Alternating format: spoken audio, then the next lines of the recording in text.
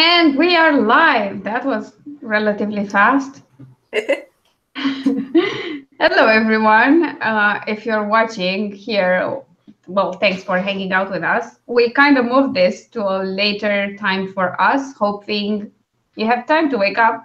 Although you're probably going to catch the second part of this, seeing how it's 7 a.m. on the East Coast. But yeah, we're back and we're talking fantasy mostly today. We've covered paranormal and urban last time, and I've left a link. Oh God, words hard. I left a link in the description to the previous stream if you've missed that. Hi Natalie, nice to have you here. And today Alina hasn't had her coffee yet, Natalie. So yeah. It's 2 p.m. and I had no coffee. I'm going to have it during my stream, but anyway, I would like to blame all my issues on that, but we all know it's not true. So, yeah, we're moving into epic and high fantasy and steampunk and superheroes and all those interesting aspects. And yeah, we still don't have a toolbox, so we'll go through the. Let's introduce each other briefly, Stin, right now. So go ahead, Nicki. I'll go first. Hi, everyone. For those who don't know me, my name's Nicki, and I write as Nicki J. Markus and Asterodonia if I'm writing LGBT stuff. I'm also an editor as my day job. So that's a little bit about me, but over to you, Alina. Hi. If you don't know me now, why are you on my channel? I'm kidding. I'm kidding. I'm totally kidding. First, hi, Dorothea. Nice to have you here. I have had no coffee, as Nicki has mentioned. I have had no food, and I'm a mess anyway. So yeah, I write books. I make YouTube videos. I have a dog who you can't see anymore exposing himself because yay, new setup. So those are the most important things in my life right now, apparently. So yeah. Let's get this started, and it would be really awesome if I had the questions in front of me, right? Like yeah, no, I don't. So the first one I think is opening comments and talking about tropes. Yeah. Yes. Yeah. That was it. Talking about tropes. Let's just switch it around and try something before we get into that, so that I can have it all in front of me. And let's say, which was the most recent epic or high fantasy read for you? Oh, that's actually a hard one because I don't read a lot of high fantasy. She's throwing one out at me. It's not on my sheet. You see, look. I'm prepared. Sorry. That's okay. That's okay. I'll pick it up. As I said, I don't read a lot of what you would really call the high fantasy. So pretty much for me, it's been down to Tolkien and George R.R. Martin in what I'd consider to be that epic high fantasy genre. I reread Lord of the Rings now and again. I haven't for a little while. Most of the fantasy I've been reading lately is more on the sort of myth retelling and urban fantasy side of things. So obviously we'll come into the myth retelling a little bit in a minute. And I've got a few books I can tell you about then that were recent reads. But probably for high fantasy, I shall jump back across to Alina for a second and let her share hers. I'm in the middle of a series now, and it will probably take me forever to finish it, and that's the Stormlight Archives by Brandon Sanderson, only because it has like 150 hours on audio. I'm in the middle of book 2 now, 45 hours. Great. And it's been the first high epic fantasy style of book that I've read in a long time. And I did it because Claire was talking about it. So I thought, well, that's a great use of an Audible credit. Pay 1 credit, get 45 hours of listening time. And if I enjoy it, I can get the rest. obviously enjoyed it because I continued getting them. So Yes. yeah, like you, I don't think I've read a lot of epic or high fantasy lately. I did try some series in the past because I have a friend who's obsessed with this particular genre, and I do own a couple. And to my shame, I actually own one that I didn't even start reading, but it sounds interesting, and I'll probably get it on ebook because I don't do paperbacks anymore, because reasons. And yeah, that's it for me. So it's mostly stuff I read in the past. And if George R. Martin could help us out here a bit, Alina, couldn't he? If he just like wrote the next damn book in the series. Oh yeah, I think flying off on all these side projects he's got going on. I'm having a whinge now. George R. Martin, if you're watching. Yeah, no, I the totally next damn book. I can't remember what happened anymore. I'm confused with the TV series now. I'd have to start from scratch. I want to start from scratch, to be honest, because I read all through book 2, I think, and that was the final. That was like my second fantasy read that I could list, going back in time, because I read the second book in his series and then took a break and then read Brandon Sanderson, and between these two there were like 4 years or 5. Yes. So that said, I did watch a lot of fantasy related stuff, just didn't read it much because I had a lot of other books that I was into. And like you, I read a lot more in the paranormal, urban fantasy, and retelling sort of genre. A lot of that, and a lot of mythology, because I like that. I enjoy it. So yeah, that's where we're.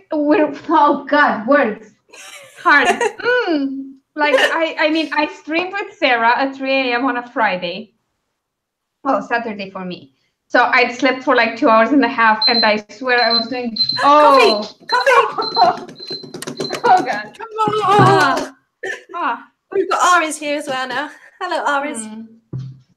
He's here, but he's not really that visible because of the setup. But yeah, he's here with me. He's guarding me ferociously.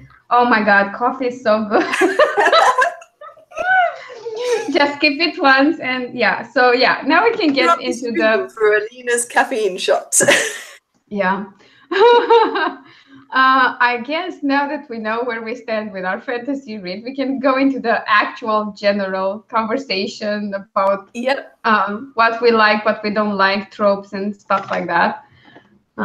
So I mean, to be honest, it's kind of hard for me to talk about what I like and what I don't like, because I feel it depends so much on the book. But I think I'm a bit over the chosen one when it's badly done. Yeah. So it's easier to say what I don't like. Like the chosen one trope is kind of annoying, especially if it's like on the exact same progression of don't know, don't care, don't want to. Oh, okay, I'll do it. Yes. Yeah. Yeah. It becomes too predictable. You know what's going to happen, and no suspense. Especially when the chosen one is completely random and has nothing special about them. That annoys me the most. But I guess that is why I enjoyed the Stormlight Archive so much, because there's not one character that's the chosen one, and each POV character has such interesting features and interesting backstories and interesting challenges, and it's not like, oh my God, they're all perfectly good and nothing bad about them. No, actually these are flawed characters, and they're pretty amazing and interesting, and they doubt themselves. I mean, Kaladin, who's my favorite, is actually dealing with depression, although they don't call it depression because it's a medieval world. So yeah, I like that. I'm kind of like I used to be a lot into really fast-paced adventure-filled books, and I don't know if you ever experienced this, but I was reading. I'm trying to remember what the series is called. Okay, I have no idea, but these are the books. This is Witchfire, this is Witchstorm, and I had the third book which I read, and then I lost in a move. But these books have no pause. Like there's no point where the action stops and you can take a breather. Right, right. And when it's like that, like I gave up on it on book 3. I was like, I can't deal with this anymore. Like I need a pause. I need a pause in it. I mean, I like the adventure and the fights. I'm the type of person that enjoys good fights, but Jesus Christ, have them rest in a meadow for like a day without being attacked. I don't know, like, do you experience things like that where the action is just too much? Yeah, I think so. I think pacing is really important actually in the epic and higher fantasy genres, because they often are such huge books as well. You need that kind of flow of action. You need to have those few moments when you can just take a breath. Yeah, particularly if you've got a huge cast of characters. I mean, I guess one of the things for me, it's going to be interesting because it's something I like and dislike at the same time. If it's an epic fantasy, I like to have a big cast of characters. So I enjoy the George R. R. Martin type stories where there's so much going on in all these different places. But it has to be done well, and it has to be you have to be able to manage your characters well, because there's nothing worse than reading a big, huge 1,000-page book and you can't keep track of who's who, what the relationships are, who the bad guy is, who the good guy is. And I think George R. R. Martin, when he finally writes them, does that quite well. I don't find it a problem keeping up with the different houses and things in the Game of Thrones books. I never had a problem with that, which is weird. Like, if I take a long break, I might forget like minor characters. Yes, yeah. But the moment I start reading, it just all comes back to me, and it's quite easy to follow, which is interesting, given how many POV characters he has and how many secondary characters. But I have a theory about George R. R. Martin. I might be wrong. I think he dreads writing this story at this point, because I think based on how the books are and their core messages and things like that, and then comparing those with the series and where it's gone now. Yes. Which was to the point where he was recommending other fantasy TV series when the Game of Thrones was aired, which, I mean, he doesn't like it anymore. I mean, it's gone off the rails badly, if you ask me, and it has no logic and no sense. So I think he just doesn't want to get back to that world because it's kind of been spoiled for him. Yes, yeah. That's how I see it. I don't know. And I also think he might be just mulling over it to make sure he takes it in a very different direction than the movie. Yeah. Because as far as I can, the TV series, as far as I know, he's told them where it ends and how everyone turns out. Yeah, that was my understanding. Yeah.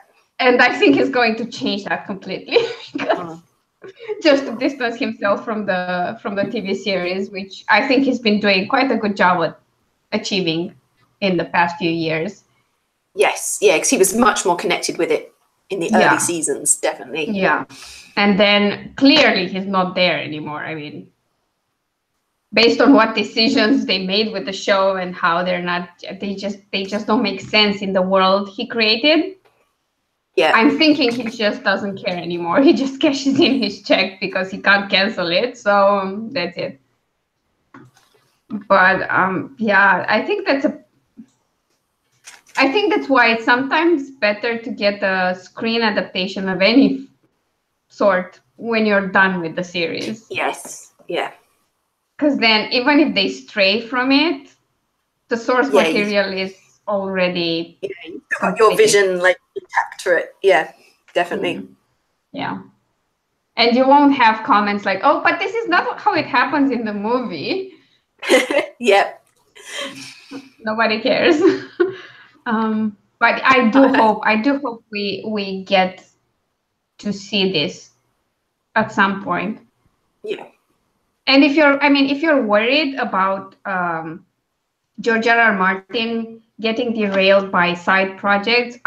If you're part of the Fate fandom, then you know at least what George R.R. Martin is doing is kind of fun. Type Moon is supposed to release the Heaven's Feel movies kind of soonish. They're supposed to remaster an entire other series. They're supposed to release games. And what they've been releasing lately is pretty much a cooking show. It's an anime about cooking. The characters in Fate, all of them cooking.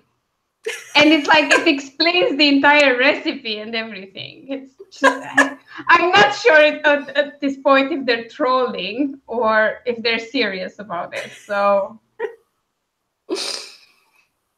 and I mean, the visual novel was released, I don't know, I think 10 years ago or more. I'm not sure. And the movie, the way they're doing the final story is that they divided it into 3 movies, I think. One of them was just released. The other one is supposed to be released in 2018. And the other one in 2019. And it's not like you don't have a cliffhanger. You do.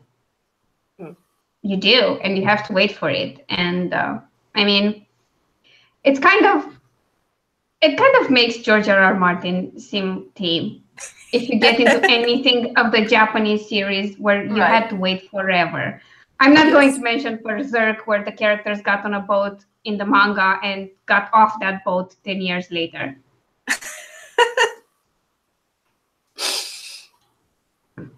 10 years, people, on a boat, taking a trip. And I think that qualifies as epic fantasy as well. Yeah. So, you know, if you feel bad about George R.R. Martin not writing his books, well, I'll make you feel better. Just imagine having to wait for like 10 years just to see the Red Wedding play out.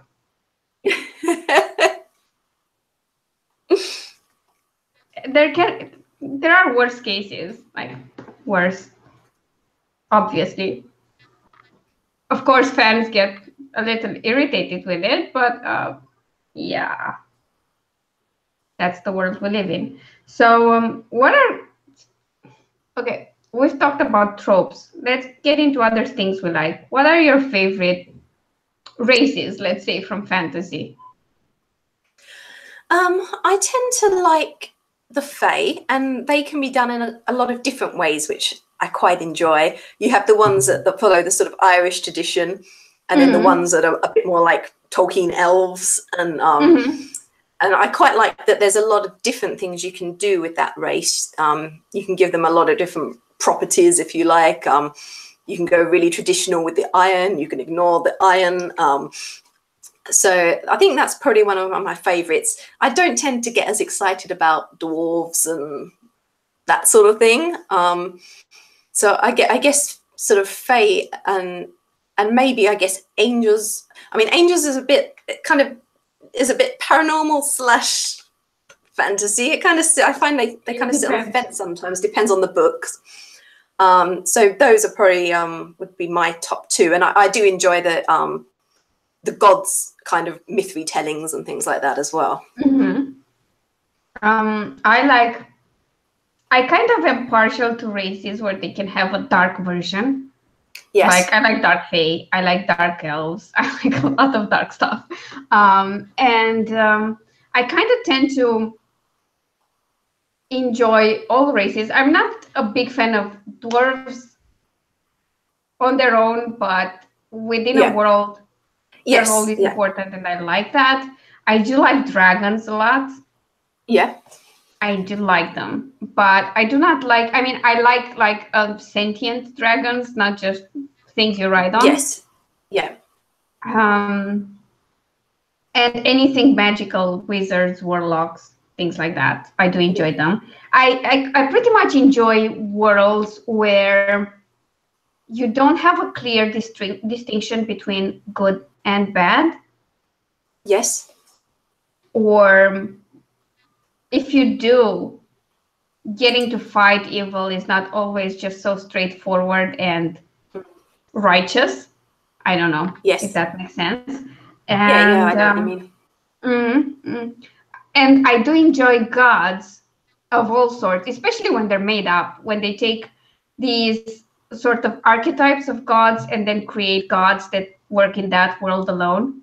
I think that's Yes. what I liked a lot about Game of Thrones and the way George R.R. Martin created all the religions. I think that was brilliant.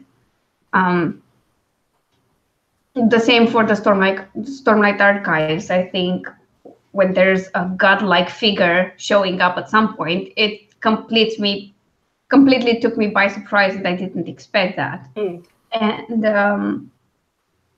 I like when there are supernatural elements that are particular to one world and you haven't found them anywhere. I like those kind of little details. But when it comes to favorite races, elves of all sorts, and fae and dragons, I'm sold. I'm absolutely sold. Yep. And I think I kind of tend to like takes on paladins, but not so much. Yes. I like fighters with a bit of magic, but I'm not so sure about paladins. They're just too indoctrinated for me. Yeah. And I was thinking about like you this week, actually, Alina, because it's relevant to the discussion. Woohoo! Because last night I just finished reading a book called "Claimed by Gods," which is a reverse harem, which we've touched upon a few times. And I was saying I've seen like anime of it. I hadn't really read any, and it's a Norse mythology retelling. And the main girl is brought. She dies in an accident and is brought back to life as a Valkyrie by Loki, Thor, Hod, and Balder, and they need her help to find Odin, who's gone missing, presumed kidnapped by some unknown force. And it's been. I just finished it. It's going to be a series, so she's only just starting to get into a bit of relationship with them. But I thought it worked really well, and I thought of you as soon as I started reading it, because we'd had our discussions on previous streams about reverse harem. I want to link to that because that sounds pretty fun. I'll give it to you. Yep. Speaking of that, I read a pretty kind of dark and erotic harem. It's written by Sadie Sins. It's kind of dark-ish sort of, and it's gay romance, more on the erotic side.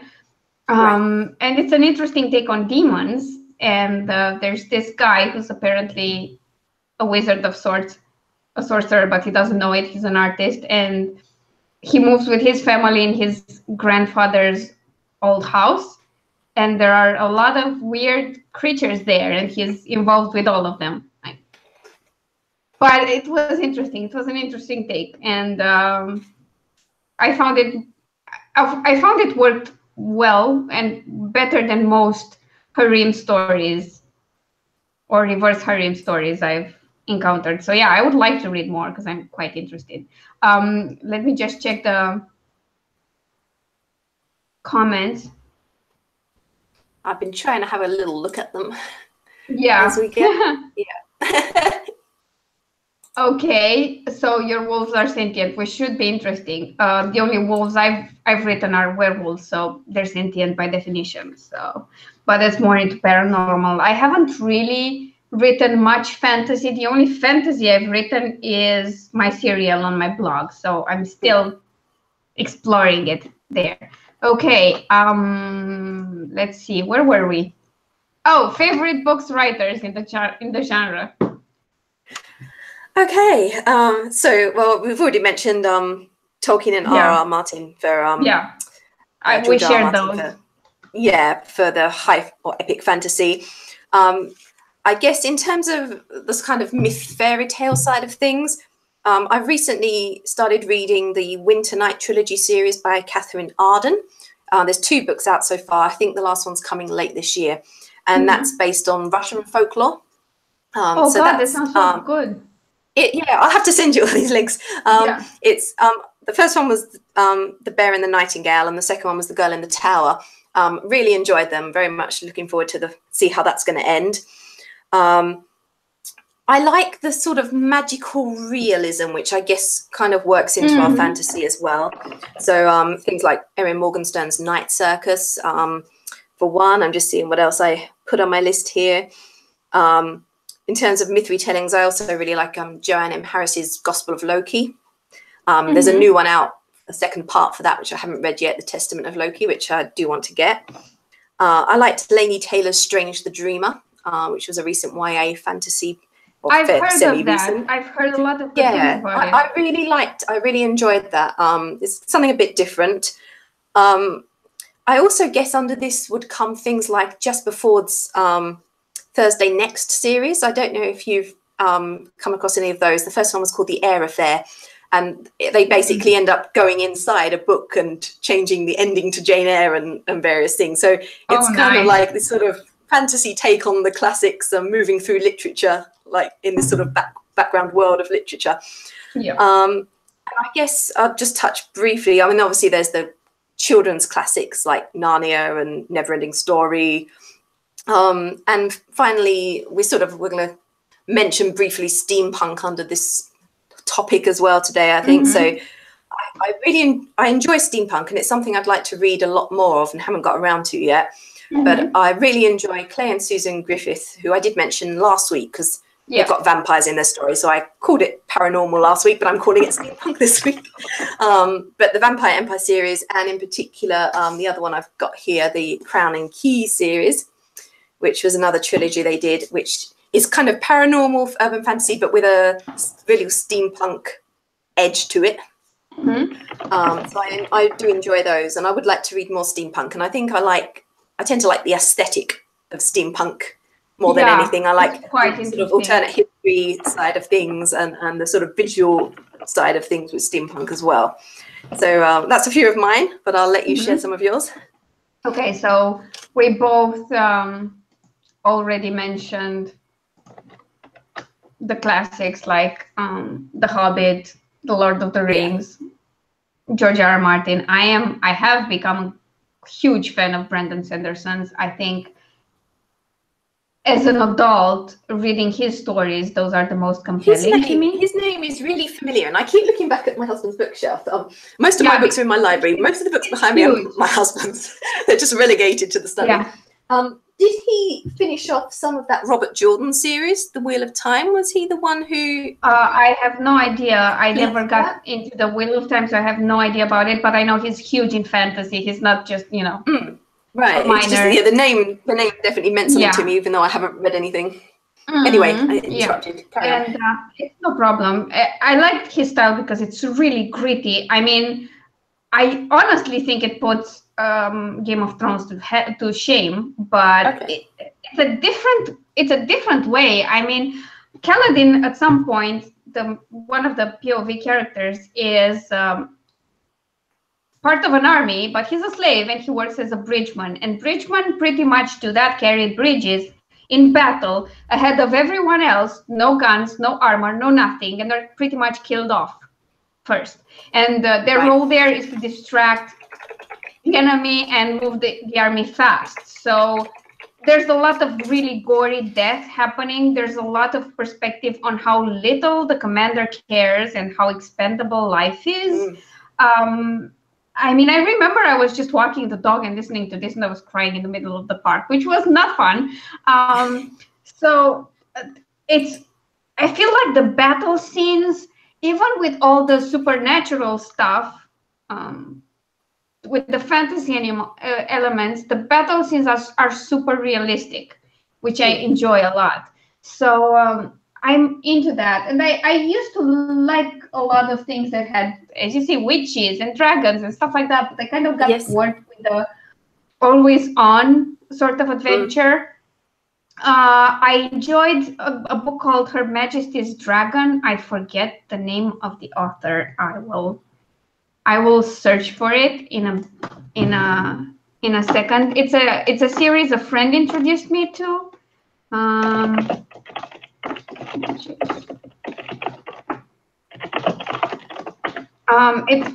It's got sentient dragons which are used in battle, and it's pretty interesting.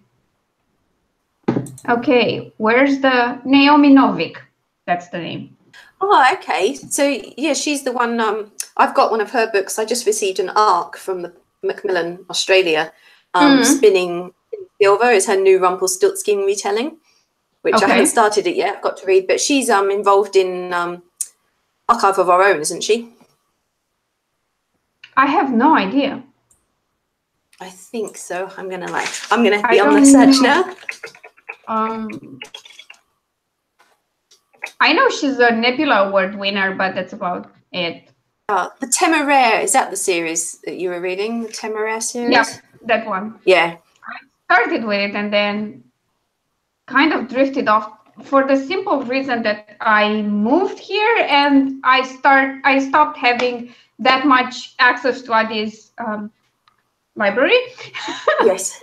And he stopped recommending. I mean, we talked less and I got less recommendations from him.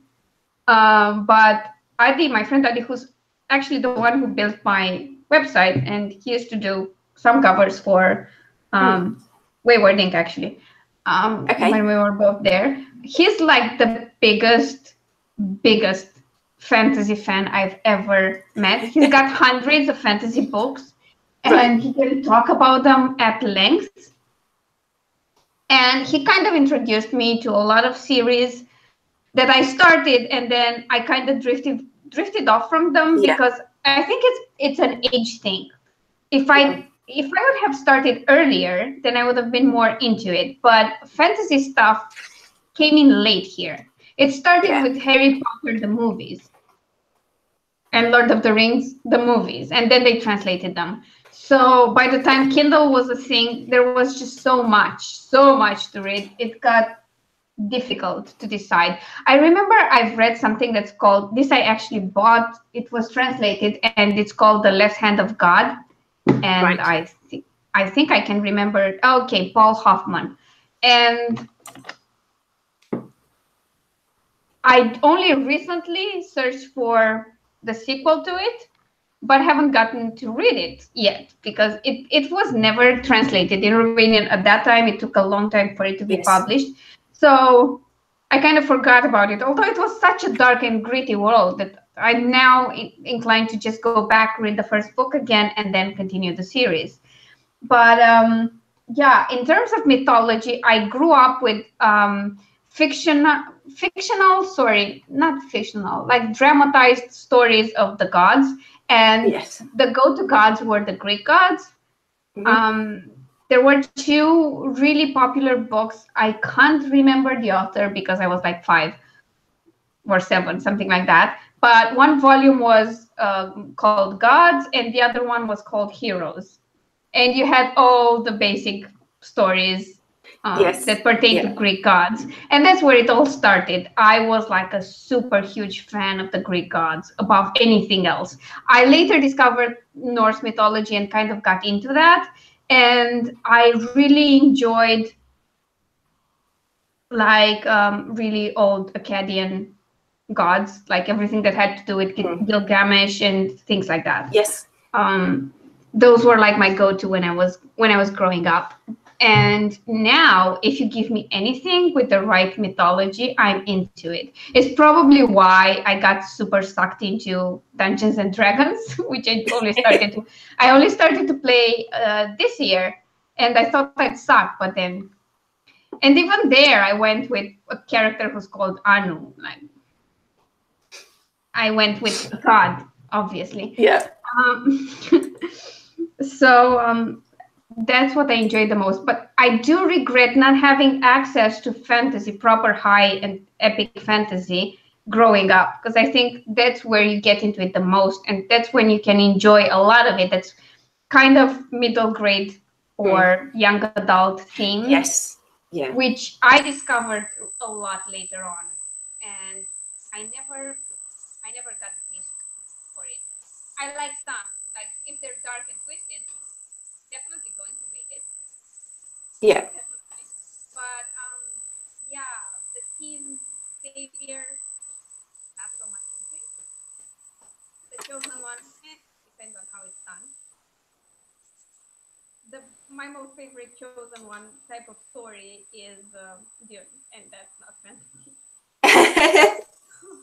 Although I think it plays on that trope way better than a lot of fantasy stories. Yeah. So My microphone is gone. Wait.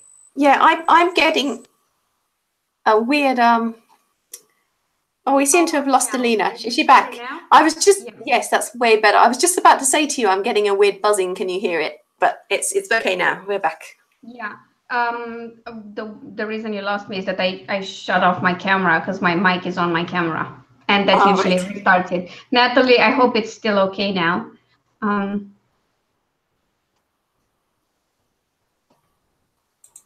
Okay, we'll see. If it still goes weird at some point, my sound starts making funny noises. That's a oh my God, I'm so good with words today. Natalie says it's back, Alina. Yeah, I just noticed it. So yeah, I'm kind of regretting that bit because, for example, I never could get into Harry Potter. I tried. Yeah. I haven't even managed to see all the movies. Like, no. I have read them all and I've seen all the movies and I don't mind them, but I'm not. I think, as you're saying, I think I came to it a bit too late in the day, age-wise, to become a real dedicated fan.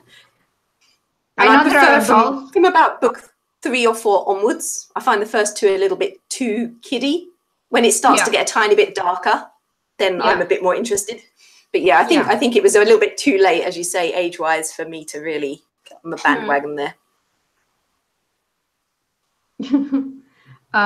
Sorry, Dorothy, I'm sorry your computer is not cooperating today. My brain isn't cooperating today either, so I totally feel your pain.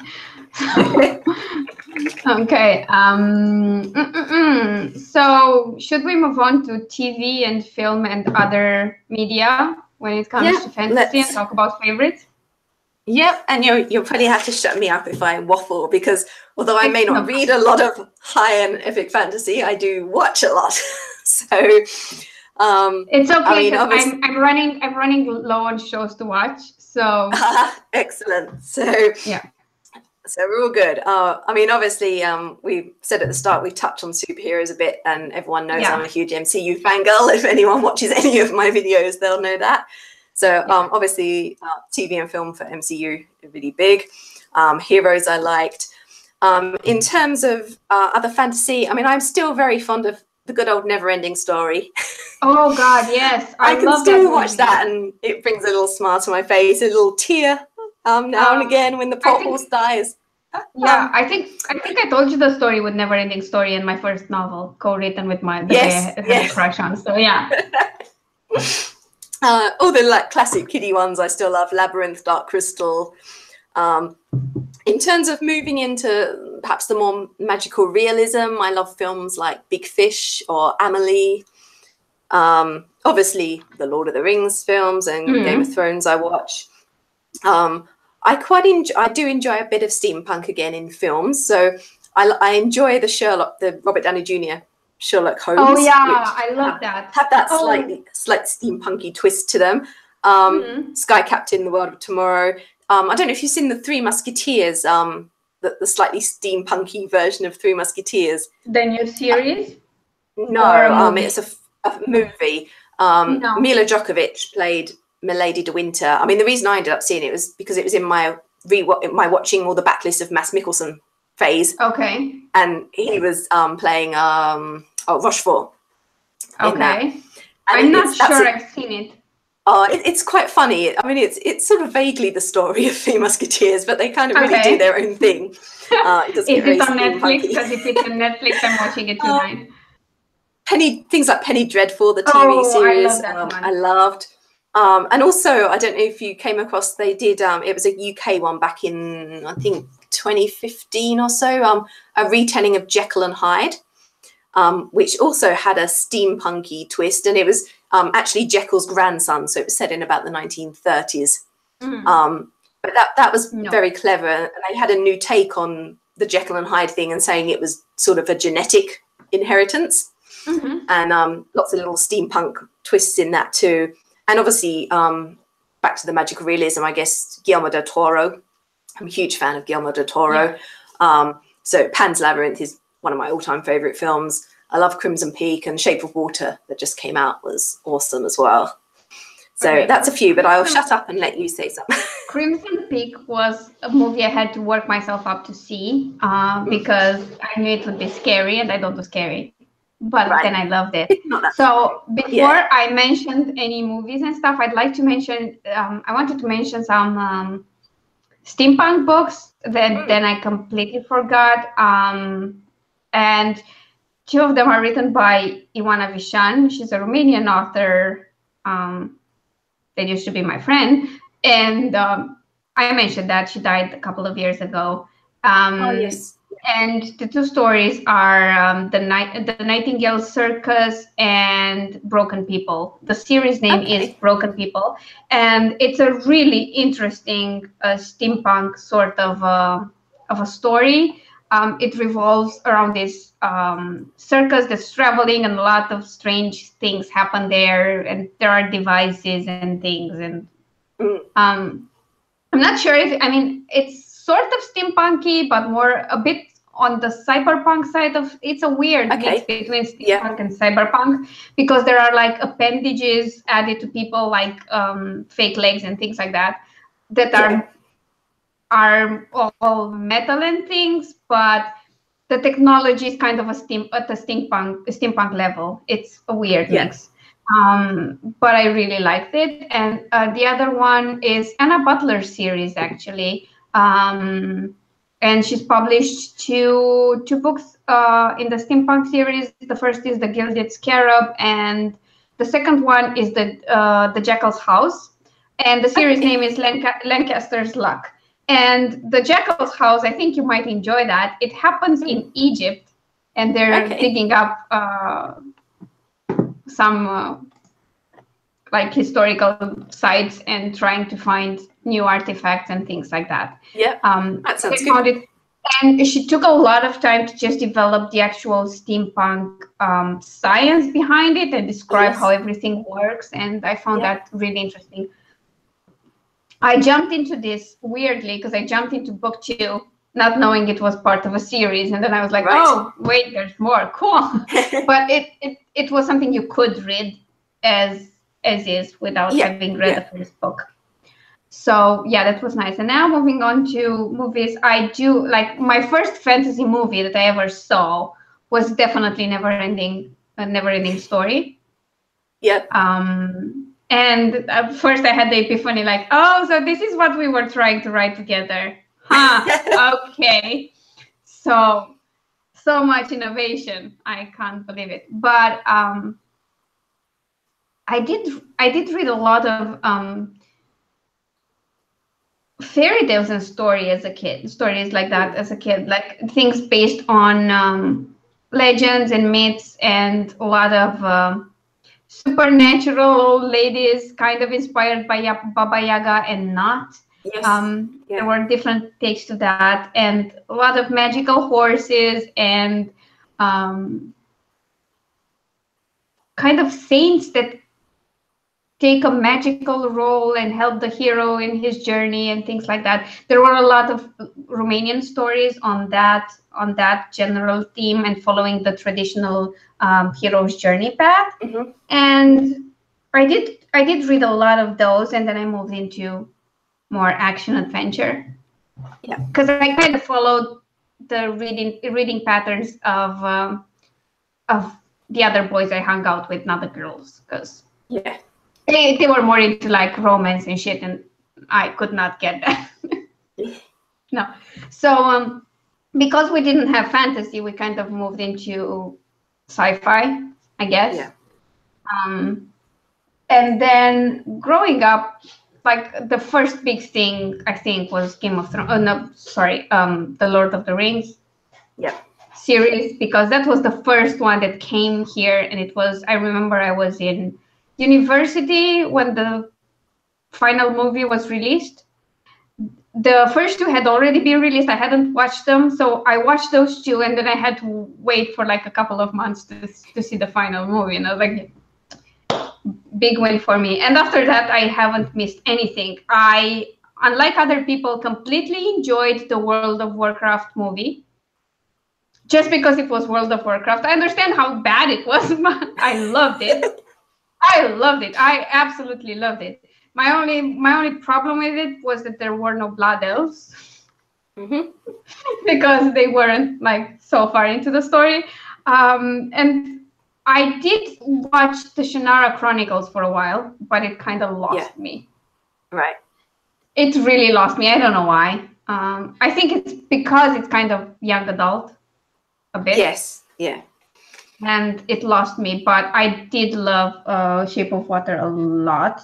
I think it was a really nicely done story. And I do not like the fantasy Disney movies, especially the story retellings, because I mean, if you've read The Little Mermaid and it destroyed your soul as a kid, then watching The Little Mermaid is like, what's this? Like, no. No. Where's the death and destruction and the utter soul crushing? No. What I do watch a lot in the fantasy genre is anime, and sometimes read manga, and sometimes read visual novels. And I think Berserk, it will always be my all-time favorite. I've seen a lot of them, but this one is just so interesting because it's so low magic at first, and when the supernatural aspects hit you, it's so dark and powerful and sudden that you feel it. You just feel it in your bones. And it's not the kind of world where magic is there at every step of your way. No, when it hits you and you feel the impact with the characters. And it's so dark and twisted. So dark and twisted. Also, I will always continue to believe that everything in this world would have been fixed if the two main characters, let's say Guts and Griffith, would have figured out how gay love works. Which it's kind of disappointing because it's not like Griffith didn't know. I mean, there were backstory scenes that make it quite clear he knew all about gay love. And I know I tease my boyfriend about this a lot, saying that they were clearly into each other and each other's first and biggest loves. And he was like, no, that's not true. And I said, yeah, they were just running around the yard naked, throwing water at each other because it was so straight of them. And he goes like, yeah, but Griffith and the princess, I mean, he seduced the princess. And I'm like, yes, and while he was seducing the princess, all he did was think of Guts. Yeah, sure. No, they weren't into each other at all. And it's like, I mean, at some point, they should pretty much get together and fix everything like that. Because I think at that point, the world will be restored to its former glory, which was, less dark and twisted. I did just think of one more that I should mention that I didn't have on this list because I prepared my notes for today like about 2 or 3 weeks ago, and I only just finished watching this series 2 days ago, and it's on Netflix, and it's called El Ministerio del Tiempo, the Ministry of Time. It's a Spanish series, and the basic premise is that in this hidden building, underground building in Spain, there are all these doors that lead to different portals to different time periods, only within Spain. They can only travel within their own country or within their own territory. So they can travel to places where they were in charge for a certain period or something. And it's a government department, and their role is to make sure that history doesn't change. So if something happens in the past that wasn't meant to happen, they send agents through to fix it and make sure history gets back on the right track. And that was really, really good. There was 34 episodes, 3 seasons on Netflix. And they had a sort of basic team of 2 boys and a girl who are pulled out of their own times and recruited, and then they form a team that goes back and fixes all the problems. So it's actually really interesting because the Spanish history, I tend to only know Spanish history when it interconnects with other European history.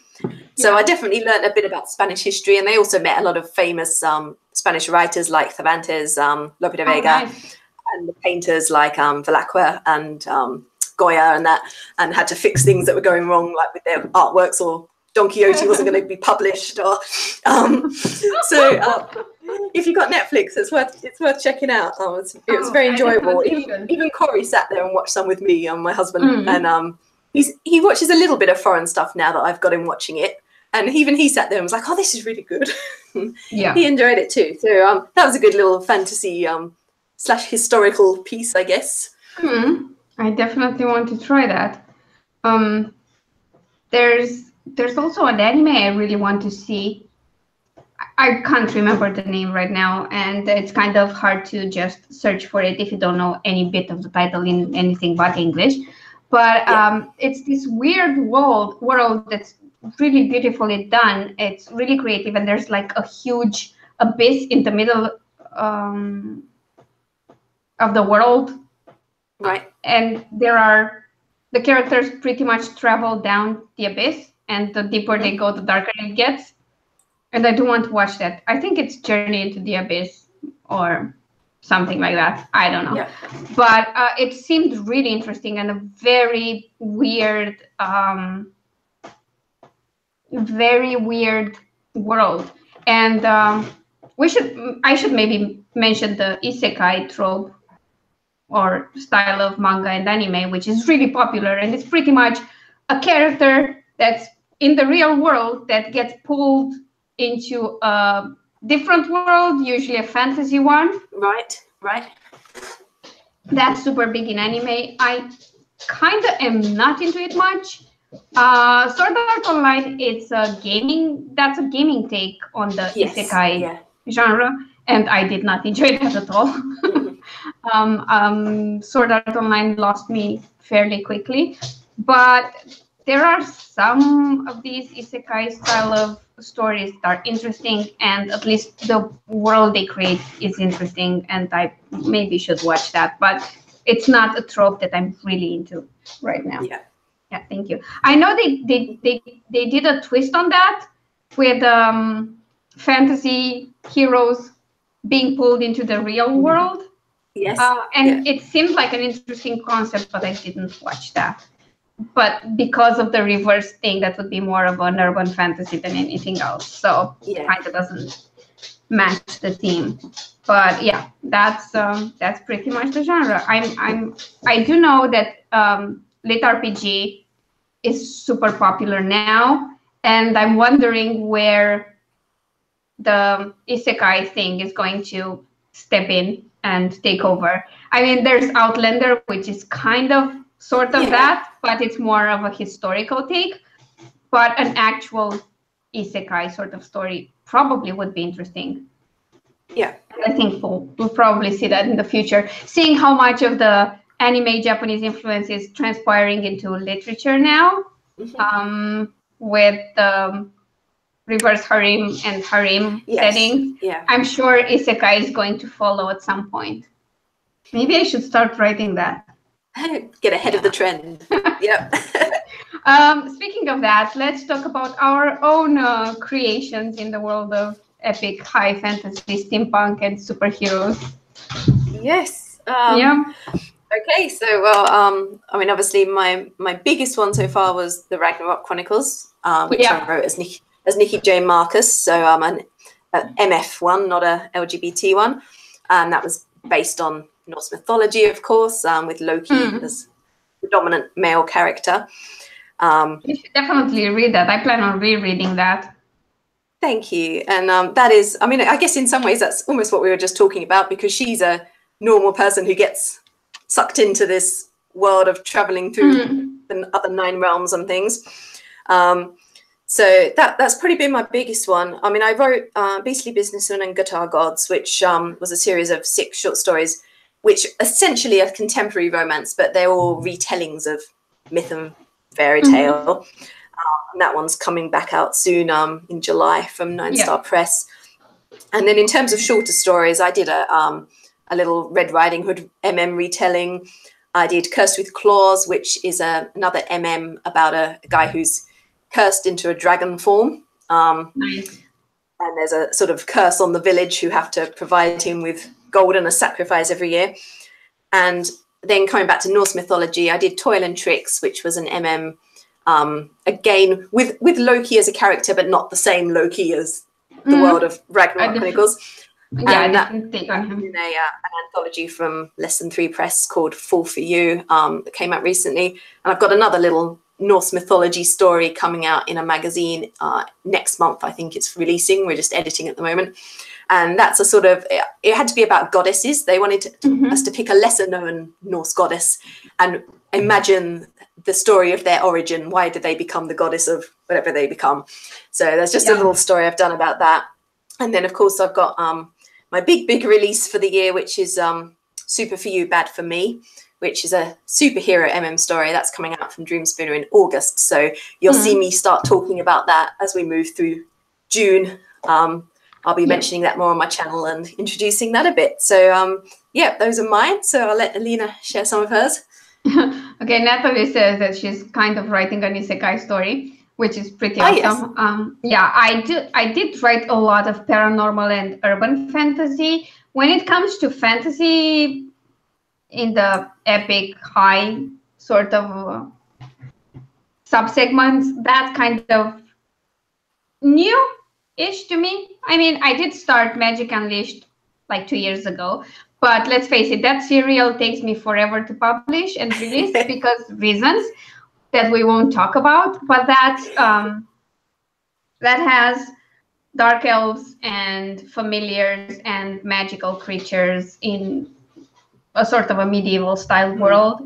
It has a pretty intense magic system, and it is a gay romance, but it's also an adventure in this fantasy world.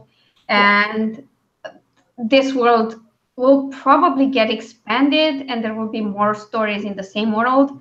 I'm not sure how I'll go about it, but I do have plans, and I do have quite a bit of it written down. Like, I know what's going to happen. I just need to get to the point where I write that. And in terms of superheroes, I may have something. It might not come out for like a year or so. And it will probably be under a different pen name for the simple reason that this is YA. I think it will be pure YA. So it doesn't work any other way. And it's a take on superheroes and extremely gifted beings. Yes. And their role in the world. And that will be a sort of a mix between superhero themes and paranormal themes and godlike creatures. So that will be a bit of a cross-genre thing. But I do intend to focus more on Magic Unleashed this year, which is the current title of the serial. I'm not sure if I'm going to keep that. But anyway, I kind of like the idea of exploring a human familiar that shifts into an animal form, and the way they bond with the magic wielder. It's fun now, and I did kind of add some light BDSM touches to it because, you know, why not? It's fun. And I like exploring the idea of dark magic and not making it look evil. I think that's interesting. It's just a different kind of magic. So yeah, those are my plans. I do have a lot more urban fantasy coming out this year and the next, but we talked about that last week. So that's about it for me in terms of things I'm currently writing. So would you like to move on to talking about trends and covers and things like that? Yeah, sure. Yeah, go ahead. Yeah, I guess, I mean, the whole fairy tale myth retelling doesn't seem to be going anywhere. That seems to still be very popular. I see a lot of stuff still coming out. A lot of retellings. And I've got this is one's The Gospel of Loki, which was like the Gianna Harris retelling, which I still got to get the new one for that. And as I mentioned earlier, the Catherine Arden, which I've only read as ebooks, so I don't have the covers to show you, but they are very pretty. They are, you have a look at those, and they're fairly traditional YAE fantasy kind of covers. with a sort of I guess there's not really people on them. It's more the sort of fairy tale traditional art look. Yeah. And then magical realism is obviously still really big as well. I've got Night Circus here, which was very good. And I do like that slightly stylized cover that seems to be going around at the moment as well. A sort of fairly minimal silhouetted look. In terms of the high fantasy, I don't think the covers on those really change all that much. And I haven't got a lot of them, as I said. No, they kind of stick to the same color theme. What I've seen kind of different is for the Stormlight Archive, the newer covers have a different, more minimalist style, and they do have people on the cover. But other than that, most of them are... they tend to seem to be either simple symbol type covers or the kind of illustrated fantasy scene. I mean, I've got... yes. I've got the Tolkien Lays of Beleriand there. We've got the little epic battle scene going on there with Morgoth. So that seems to, I don't think fantasy, high fantasy at least, is one of those genres where the cover design doesn't really seem to shift that much. It seems to always look essentially the same. I mean, when you do the more steampunk side, you usually get some people doing steampunky things. I do have a really nice edition of Neverending Story here in the English translation. So what I like about this one is it's got this quite cute little drawing on the front, which I quite like. And inside there's some quite nice little illustrations as well. And it also has different text. So we have some, I don't know what to show on the picture, but we have green text here. So it's green. It's green if it's the main Neverending Story sort of story bit. But whenever we're in with Bastian in the real world, it's purple. Oh, nice. So there we can see purple. So depending on which world we're in, depends on the colour of the thing. And we have some nice little illustrations in it as well. That's so cute. Cute little addition. I do still want to get it in German and read it in the original eventually. But yeah, this for me is like pretty standard for having some people on it.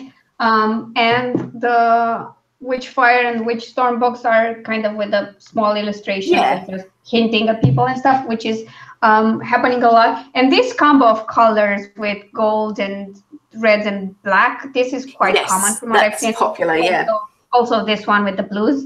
I used shades of blue on Warriors of Vis on the Sky and Storm cover. Yes. That's an alternate universe story. It's medieval in feel, but there is no fantastical element to it.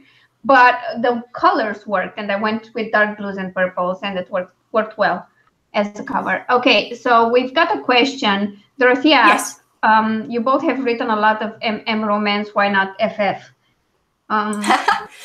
I've written a short story, FF. I don't know. It's not something where I think to myself, I'm not going to write it. I don't want to write it. I just tend to feel myself drawn more to writing male characters. I don't know what it is about. I can't say that there's a particular reason for that. But when I imagine characters, I obviously write MF as well. So same. Yeah, I mean, aside from, I was very close to the Ragnarok Chronicles, and I've enjoyed writing Bramhall and Her Majesty's Milking and some of the others I've done. But I tend to feel a greater connection to my male characters than my female characters. So that's probably why. Yeah, I think it's because it's an excuse to write so many male characters. That's why I do it. I love writing male characters. You have to remember, I grew up a perfect tomboy. So most of my relationships, friendships, and everything were with guys. And I am very particular about the female characters I write. Very particular. They're all a certain type, and they're not overly feminine. Yeah. They're not the general female archetypes that are popular in romance. Not at all. I don't know. I never told myself I'm never writing an FF story.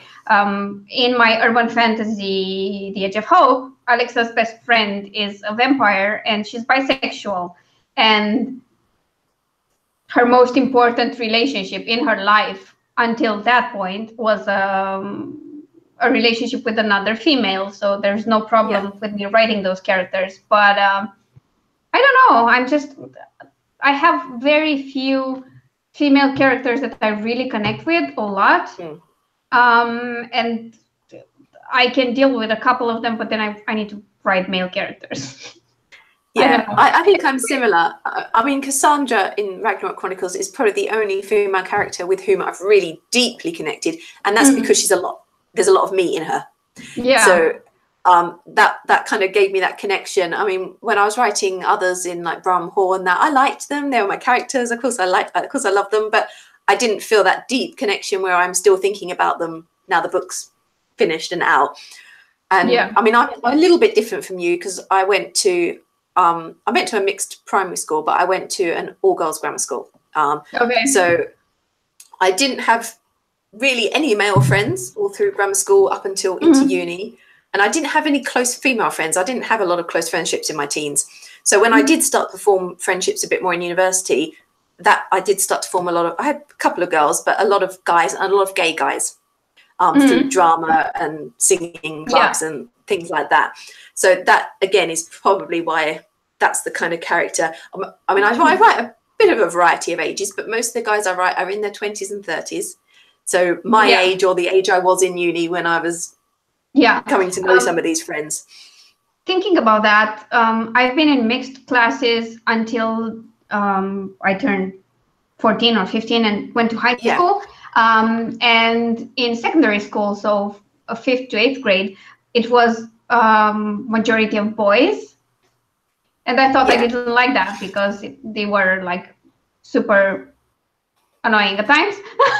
But then in high school, we were girls, all of them girls. We had one boy, which I wasn't that close to at all. I kind of hated his guts at times. And being in an all-female environment just made me realize how little in common I had with most of these girls. And we had completely different interests. And it took me a long time to form more friendships in there. I couldn't stand the gossip and the little groups and how they didn't interact with each other. And I was like the other one out who was friends with all the groups. Not close friends, but I was, nice to all of them and they were nice to me. So all of my close friends outside of school, most of them were men, just to compensate for the overload of females in my life. And again, I was into karate and action stuff, everything. And, running, jumping, climbing trees, things that I couldn't always relate with most of the girls. I did with some, but very few of them. So I guess, it's because most of my close friendships and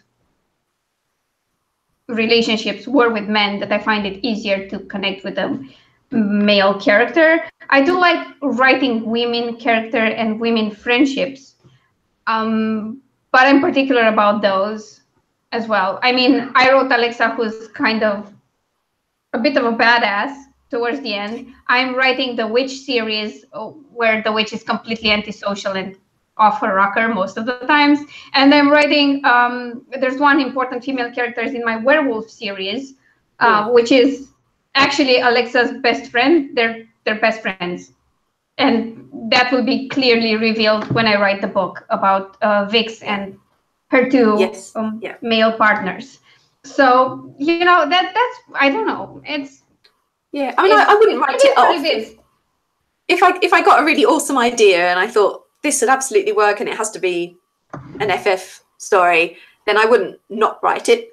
But I just haven't had any of those ideas yet. I did one trans story, which was a bit of a difference for me, a bit of a departure, which was fun. It was interesting, but I still came straight back to MM again afterwards, just because it kind of feels comfortable. Those are the characters that resonate most with me, I guess. But I mean, coming back to, I guess, some of the trends we were just talking about, I guess we've mentioned the myth and folklore is still a huge thing.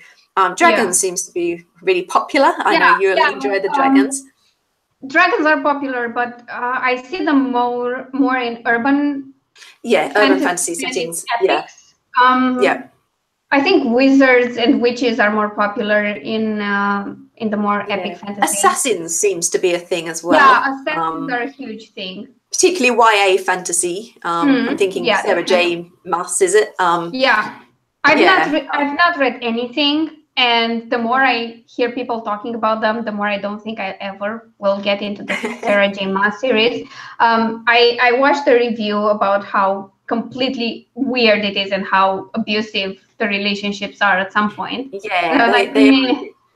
I've only read the first one, and I didn't hate it, but I wasn't so invested that I felt like reading the rest. I mean, I don't know. I love the cover. I love the idea of the world, but I do not think I can get into the story of the characters based on what I've heard about it. I don't know. I'm not sure. I'll probably give it a try. Anything that's Fae related, I like a lot. So, but again, I feel like most of these races and tropes are being pulled into urban fantasy, and there's not a lot of epic fantasy happening. I agree. It's a bit sad, and I would like to see more of it, other than the mainstream stuff. We're not talking just the mainstream big publisher stuff. Just to answer a quick question, no, we're not always live, but I did do a lot of streaming this month. I did stream like 4 or 5 times a week this month, either here or on other friends' channels. So yeah, I think I would like to see more fantasy, like epic, high fantasy, and even superheroes are big. Superheroes happen a lot, and I've seen a lot of them done in a romantic comedy or humorous sort of take. Yeah, I've seen that a lot. I mean, I guess my one is probably gonna straddle the line a bit. There is some humor in it, but it's also the story looks at the idea of where do you draw the line between being the good guy and being the bad guy, and what could make you tip over the edge. So it's kind of a sort of serious take, but there's a lot of humor in it as well. Yeah. I mean, going back to the Assassins briefly, I think I like the idea of assassin stories because, I mean, like you, I kind of like slightly darker stories sometimes, though I'd like to see it more in an adult setting as opposed to the YA, I think. Yeah. I mean, people will probably hate me for this, but I really, really love the Assassin's Creed movie. Oh, God. Now, I ought to say before, as a sort of preface to that I've never played the games. I'd heard of them, but the reason I went to see the film initially was because Michael Fassbender's in it, and Michael Fassbender's hot. So that was what brought me to the film, and I found it really enjoyable. And I know a lot of gamers had issues with it and didn't like some of the things they'd done with it. But for me, coming to it with no preconceptions or expectations, I really loved it, and I'd love to kind of read in that kind of world. I think would be really good. That would be interesting. And I did start playing Assassin's Creed a bit, but not a lot. It didn't, I don't know why. I'm just like, I wasn't into it that much when I started. I started like a year ago. And I understand why people have issues with the movie, but I still enjoyed it. I'm sorry. Probably because Michael Fassbender is hot. Probably that's why. I mean, let's face it, the first Thor movie was not good. It just wasn't. I mean, I think the first Thor movie that I think was really good was Thor Ragnarok. So the way I phrased it when I went to see Thor, it was like, oh, I can't wait to go see this movie and drool over Thor. I mean, that was the whole concept of it. I have no problem watching a movie just because the protagonist is played by this super hot actor. I have but you no do problem sometimes with that. find some really good ones. Like when I I have a lot of actor crushes, and whenever I start a new one, I usually go back and watch all their backlist. Yes. And you do come across some real gems. I mean, Michael Fassbender, I don't know if you've seen Shame. It's completely off topic. I won't stay on it too long. But the film Shame, if you haven't seen it, with Michael Fassbender, absolutely amazing, awesome movie. It's not fantasy, everyone. It's a drama. But yeah, I probably wouldn't have come across that movie if it hadn't been me looking for Michael Fassbender films. Oh, by the way. Yeah. I forgot to mention one fantasy series, which is The New Legends of Monkey. It's a Netflix original, and it explores the Monkey King legends. And I think it was a movie before, because I know I've seen it. And of course, like, I have an issue now. There's Monkey, who's kind of hot and awesome, and the character I liked the most and the actor I enjoyed the most was playing a demon, obviously, because in this world, the gods had been defeated by the demons, and demons rule the world. And there's a monk who has to awaken Monkey so that he can help her. Well, him, who's a her anyway. There's a Mulan sort of a take on the monk thing, and yeah, that's pretty much gods versus demons in this world. But it's a fantasy world. It's not urban fantasy or anything else. Yeah. And it's okay. I mean, I've watched the first season entirely. It's a one of those that has shorter episodes, like 20 minutes or so. And the demon, oh my God, he's so fucking awesome in the TV series. And then I went to his IMDb page just to see what else he's done, and I was like, oh my God, you're so much hotter in real life. And just as intense. It's freaking awesome. Unfortunately, he's kind of young, and yeah, I did the same for the actor who played Monkey, and then I was like, oh, Shadowhunters. Nah, I'm not watching that. Nah, I've seen the first episode. It's bad. I watched the first two series. I watched the first two series. I haven't read the books. I read the first book, and I read the Infernal Devices, the other trilogy that's the more steampunky prequel trilogy she did, and I really like that. But I never quite got into Mortal Instruments. However, I decided to. I thought the film was okay, and I decided to watch the show. And I watched the first season. I honestly wouldn't have gone on to the second if it hadn't been for Magnus Bane, because I do rather love the character of Magnus Bane, and I like the actor who's playing him, whose name I cannot recall at the moment, but in the TV series. And that was the only reason I watched season 2, but I see season 3's up now, but even for him, I can't quite drag myself to do it. Yeah, no. And this guy was in Shadowhunters and in Shannara Chronicle, the Monkey King. And I was like, yeah, no. I'm waiting for you to really do something else. No thanks. So, but yeah, I usually do that. If I discover an actor or actress that I liked a lot in a movie, then I go back and try to watch all the movies. Yeah, yeah. Because I'm thinking, like, if I like them and they're good, like, why not?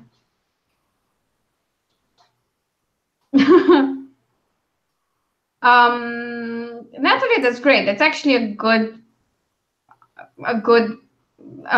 focus for future books. I think. Excellent. I mean, if Magic Unleashed does well, my plan with that is to finish the serial, and then it will always be available in that serial format on my blog. But then when I edit it, I'll put it in book format and release it as such. And if that does well, I'm planning on writing more fantasy. I have way too many plans. And you, Natalie, are responsible for one of the new projects I'm involved in. So I blame you for everything. I'm desperately trying to finish one off at the moment, and then I've got another one that's already started, but now I've had suddenly 2 more ideas, so I'm in the same boat. But I mean, I think I'd like to have a try at some more epic fantasy, but I think the only thing that puts me off is that you kind of do need that big cast of characters, and I think to write epic fantasy you need to plot, and because I'm not a plotter, you need to plot, but I think you can get away. I think you can get away with the basic plot and still have your panting moments. I think you can do that. For me, it's like I'm not even coming up with ideas for standalone stories. Like, right now. I just come up with ideas for entire series. Like, no.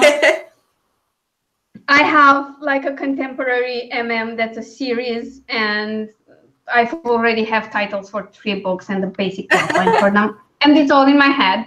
I had the Witch series that took a life of its own, and I have many books planned. It's fine. And then Natalie is responsible for what was supposed to be a Christmas release, co-written with Claire Kelter, and then we started planning it, and it will be at least 3 books, at least. The first one will be a Christmas release.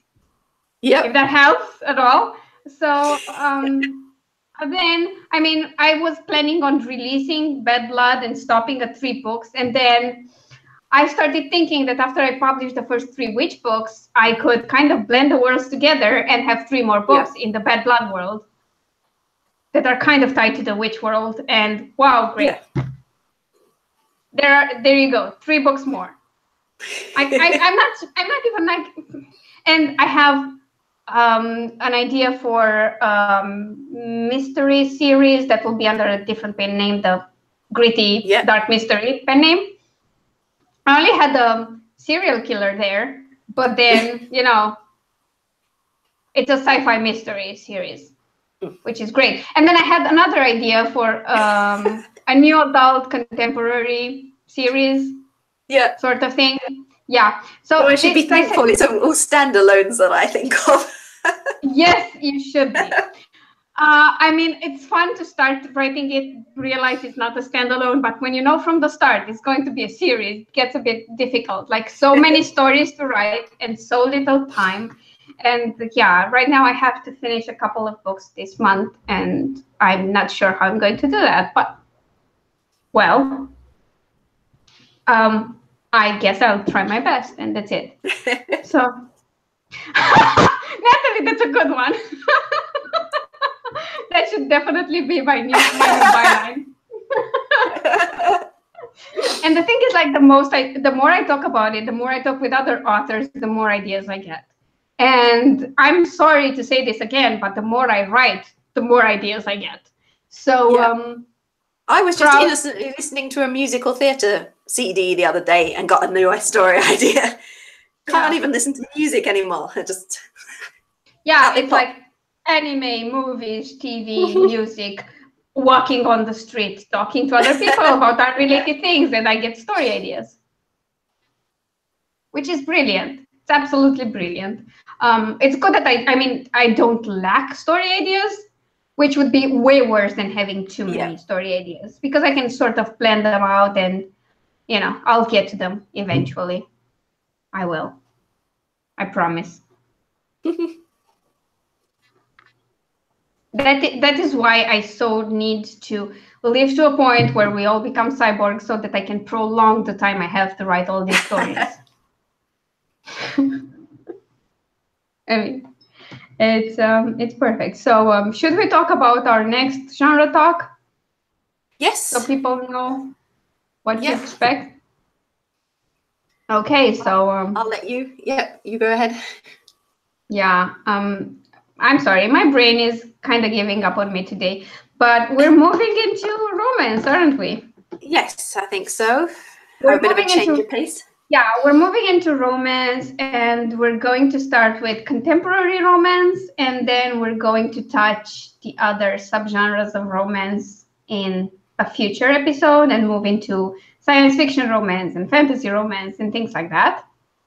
And maybe if we have time, we'll put historical romance maybe with contemporary. Yeah. So that it has more focus than just putting it with all the other subgenres. Yep, sure. And our next genre talk will be on June 17th. I said that right. Okay. And it will be on Nicki's channel, which is linked down below. And I encourage you to go subscribe because she puts out a lot of content. It's always brilliant. And you should definitely. I think I'm going to make Alina like a little Nicki's #1 fan badge or something. Yeah, thank you. I totally dig that, and very proudly. I have no problem.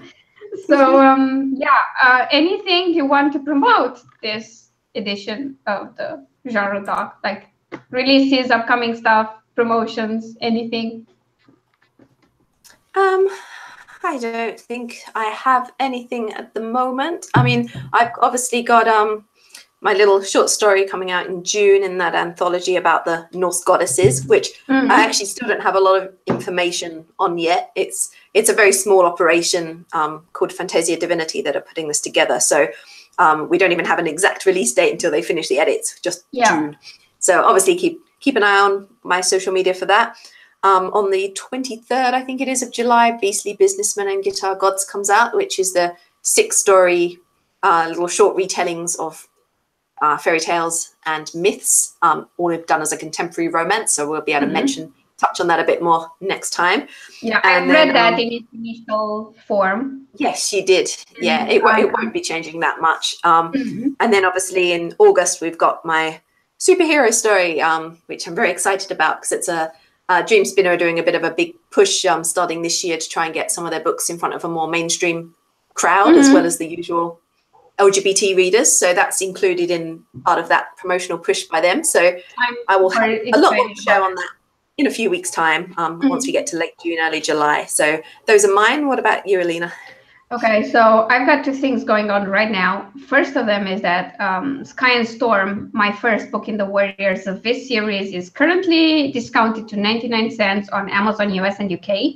And if you have a Kindle Unlimited subscription, I suggest you go borrow it now because it's going to be out of Kindle Unlimited starting tomorrow. But on the other hand, it's going to be available wide in a few days. So there's that. And my book, The Edge of Hope, the first in the vampire urban fantasy Bad Blood, is free everywhere. It's absolutely free everywhere. I managed to get Amazon to make it free after a lot of issues. I grabbed my copy, so it's on my book reader, ready to read soon. Thank you. And you can also get it through Insta Freebie if you want. There's a link to claim it down below. And you don't have to subscribe to my newsletter to claim your free book. But if you want to, please join the newsletter. You'll be the first one to find out more about my urban fantasy releases. And other than that, well, that's about it. I'm now doing a lot of admin in the background to get a lot of my books available wide. It's been going well. It's going nicely. Oh, I think the second book in the Bad Blood series released today. That's breaking up. It's a bit of a silent release because it's a re-release of the book, and I'm still working on getting it available wide. Okay. Yep. So, but it's there. I mean, if you like the first book, you'll definitely be recommended to continue with the second book at the end of that. So my whole promotional push is for the first book. Yes. So yeah, go check them both out. And the pre-order for the third book is already available, which means I will have to get my butt in gear and have it released by July 28th or 29 or something. Yeah, I think it's July 30. I think I left it to the very end of the month, but yeah. That's what I'm doing right now. And if you haven't seen my new revamped website, you should definitely go check it out. It's about 70% done, so there are still things that aren't sorted out, but it's live and I love it, and I think it's the best thing ever, probably because I've been working on it for over a year. So yeah, that's it. We'll see you next month with a new genre talk.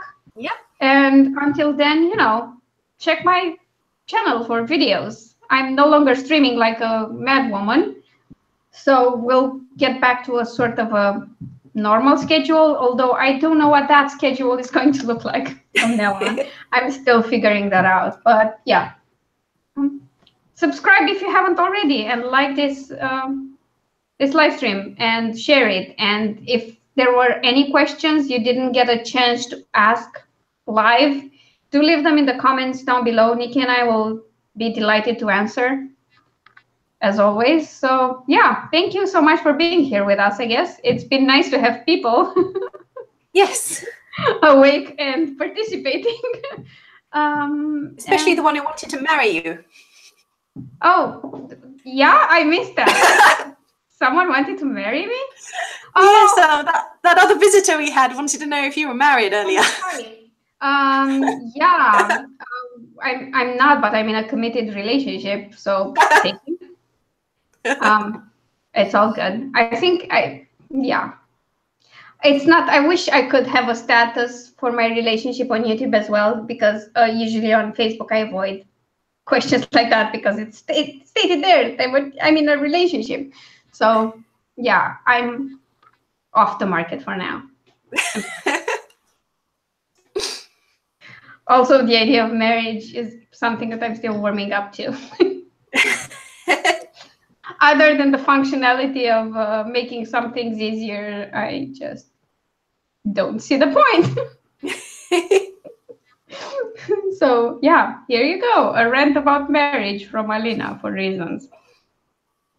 It's because I have to say this, whenever I'm streaming with you, we're really good at staying on topic.